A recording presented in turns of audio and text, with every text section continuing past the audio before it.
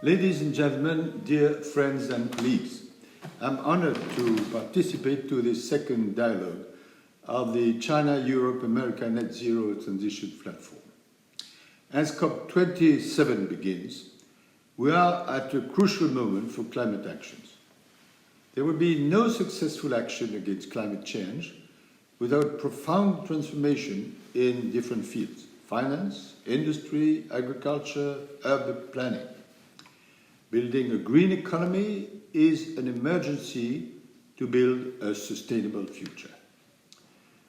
7 years after the Paris Agreement I had the honor to chair, the situation is worrying.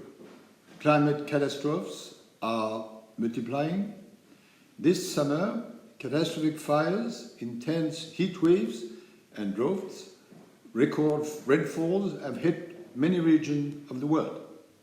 These tragedies are all signs of climate disruption. The most vulnerable populations and territories are the first affected. This is a situation that we are all facing, not in 10 or 30 years, but right now. The last IPCC report showed that unless we act now and more strongly, we are on a pathway to double the 1.5-degree limit set in Paris COP21. This warming is more severe than often anticipated and may lead to unprecedented chain reactions. Many other environmental issues are linked with climate change, like biodiversity, deforestation, pollution, which are worsening too. While global cooperation is a necessity, unfortunately, international relations have deteriorated. Developing countries' trust has been altered by their debt and by rich countries' failure to keep their promises in terms of financing. With the new pressures on resources and energy created particularly by the Russian attack against Ukraine, many countries are turning toward an increased use of coal, sustaining what some call a fossil fuel addiction. Is it too late to act? The IPCC's answer is no, but we have to act fast and strongly. As the UN Secretary General Guterres rightly said in October, quote, "We are in a life or death struggle for our own safety today and our survival tomorrow," unquote. Finance is obviously a crucial issue. From the very beginning of COP21, we have decided to involve financial actors, both public and private. Finance is key, both because climate change is massively impacted by financial activities and because the reverse is equally true. Since 2015, many initiatives from public and private actors have arisen. International financial institutions are increasingly conscious of climate change.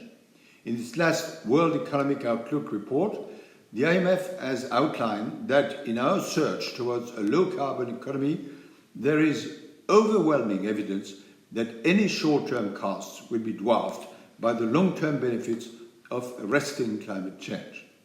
In the private sector, many banks and investment funds have made strong commitments. Ahead of Glasgow COP26, important financial institutions gathered to form what we've called the Glasgow Financial Alliance for Net Zero.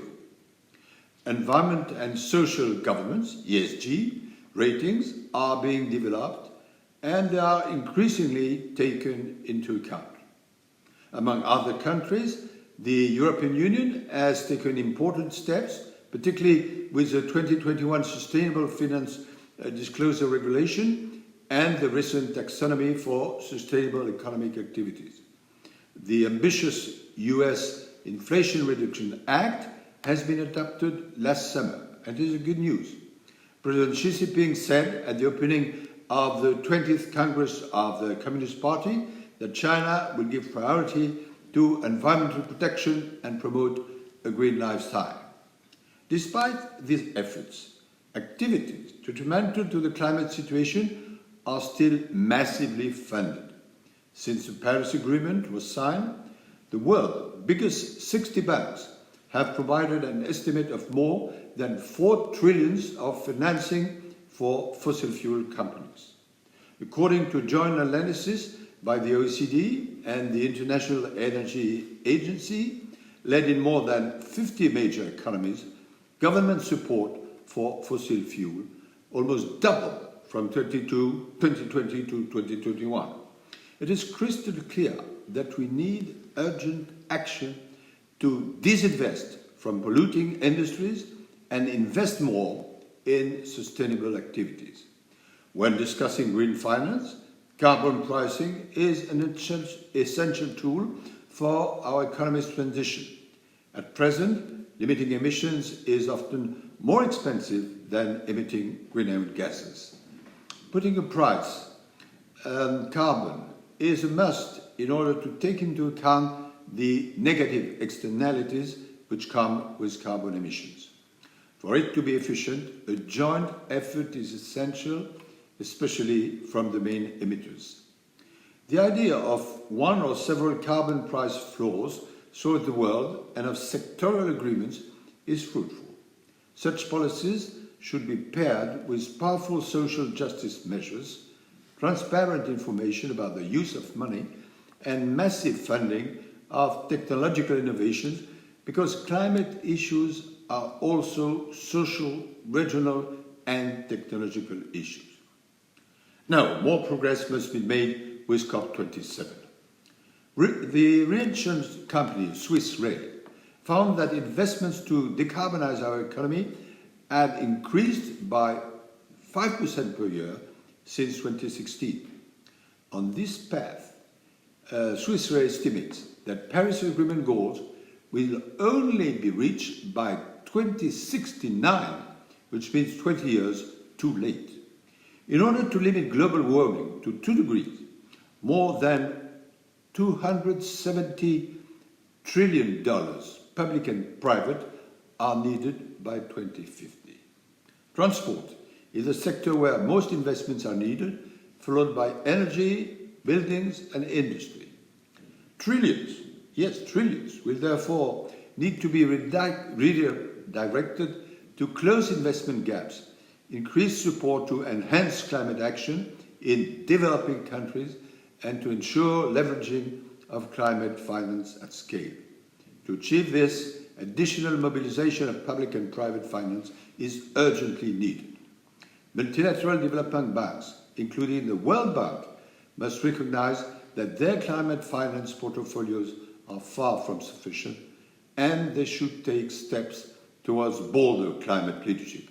As Alok Sharma, the president of Glasgow COP26 said, quote, "Climate must be at the very heart of what the World Bank and other development banks do, and they must do more on this agenda.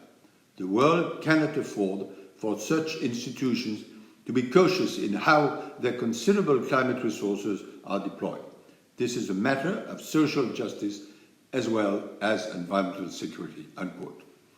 COP27 is therefore a political opportunity to show that we are financially moving in the right direction. I will insist on 4 points. First, delivery on the promised $100 billion a year promised in Copenhagen in 2009 is key. Clarity and transparency on how the goal will be met and when are necessary for successful COP27. Climate finance outcomes should also include deliberations over the new collective and quantified goal on finance, discussions of finance issue in the global stocktake and the Green Climate Fund. 2. Mitigation and ambition. All those who have not already done so must submit enhanced NDCs. Countries must demonstrate how they will deliver on the promise of accelerated climate action made at COP26. 3. Adaptation. COP27 must advance discussions on the global goal for adaptation and deliver a roadmap on how finance for adaptation will be doubled and made more accessible. COP27 should also be a moment for governments, business, and investors to come together to confront the adaptation finance challenge and provide scaled-up and predictable needs-based financial and technology support for implementing adaptation plans and priorities of developing countries as elaborated in adaptation plans and strategy.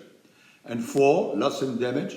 The recent floods in Pakistan, growing climate impacts around the world, particularly in Africa and Asia, further stress the urgency of finding solutions to provide financial support to the countries and communities facing losses and damages.